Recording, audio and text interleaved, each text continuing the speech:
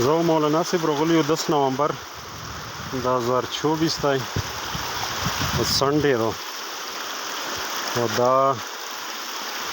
باړه خیبر ایجنسی خیبر پښتونخوا زخخیل ایریا ده او د غره د ټاپ نه اوبه درومي ډېرې خوږې او نرمې او هموارې اوبه دي